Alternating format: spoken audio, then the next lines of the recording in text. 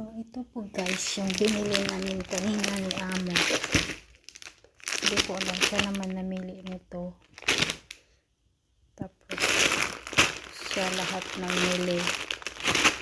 Kasi magpapadala ko sa carton. Sabi ko sa kanya, i-pick up na yung carton ko sa 7-10. Sabi niya, sige, mag-grocery tayo. Ang bait talaga ni Amo ko. Lots of nuts. Ito ipadala sa Pilipinas. Siya lahat namili nito kasi mga good quality daw. Ayaw kong mag-ano kasi siya naman magbayan. Tahimik lang ako. Ito next. Ito, iwan ko. Anong pangalan nito? I think sa atin, gamis. Ito pa binili niya. Yung candy dito sa Cyprus. Ito din, ano to, biscuits. I think, yeah, biscuits. Kung ano-ano lang yung, ito siya mix na nuts. Meron siyang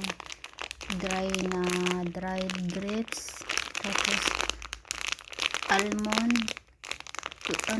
May halo din parang candy ng Cyprus. Ito yung dalawa. Cashew roll. And basta mix siya. And this one, ano ba itong pinag ano nga ba, Yeresan.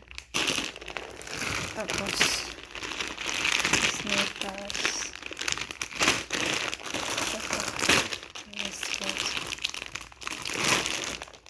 Then digestive. And ito, ewan ko, nagbili din siya nito para sa amin dito sa bahay kasi gusto din daw niya. And Nutella, ang requested ni Allen, Nutella.